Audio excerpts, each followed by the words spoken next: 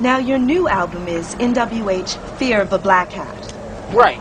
But see, actually, that shit was supposed to be NWH, Fear of a Black Hat, then subtitle, Don't Shoot Until You See the Whites. Of their eyes? Whose eyes? Don't shoot until you see the whites of their eyes. No. Just don't shoot until you see the whites, period. That's it. End of story, you know what I'm saying? I mean, the criminal justice system functions as a mechanism of social control above and beyond the economy. So to have people of color being disproportionately locked up, because if white people see that people of color are the ones disproportionately being marched off to prison and to jail, what's the sort of logical conclusion that someone would come to if they weren't thinking critically? They would come to the conclusion that those people being locked up must be the dangerous people. Is that the alleged criminality of black males will be used to justify the repression of the African American community and quite possibly its genocidal annihilation. The alleged criminality of African males will be used as a major rationale so that when this society decides that it will annihilate this community, the other members and nations and people in the world will buy it because they have been convinced that we are innately criminal. They must be the folks we need to fear. Those are the people we don't want in our neighborhood. Those are the people we don't want in our children's school. Those are the people we don't want our children hanging out with, because we know there's something wrong with them, because look, all these people are being marched off. And what I'm trying to get across in there then is how this propaganda is developed. This is why, despite what you say from a logical point of view, despite the fact you may say this is not the majority of our youth who are in jail, the vast majority of our youth are not engaged in violent behavior. The majority of people on welfare are not black people.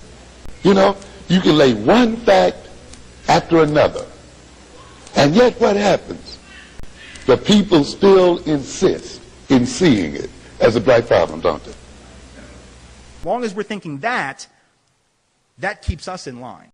So it's a mechanism of control that then allows the system of racism and inequality to be maintained, because if we're looking out for the danger that comes in black or brown skin, what are we not paying any attention to? We're not paying attention to the damage that corporations do. We're certainly not paying attention to the skin color of the people who make the decisions in those corporations.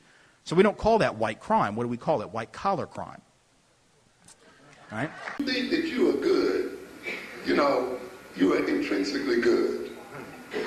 You're only good because you can afford to be good. Yeah. The true test of your goodness and morality is when all of your money is gone. And we saw the European, poor and raggedy, doing what first? Murdering, killing, and raping. Right. Yes. Claiming he was coming over here for freedom of religion. And then after he raped and colonized and set up a system for robbing the colonial people, all of a sudden he became what? Morally superior. I talked about in Black on Black Violence something called the structuration of crime. And what I try to get across in there is that the type of crime a person commits is related to their class level, not to their criminality. You see, people can be equally criminal across class. Oh yes. But depending on what class you're in, you will commit certain crimes. Why should an accountant go out in the street and mug somebody when through embezzlement he can steal $100,000? Yeah. So the type of crime that he will commit is related to his class and professional level. He's still a criminal, but his skills and knowledge and so forth allows him to commit a different what? Sort of crime. And then you let the white man call that what? White collar.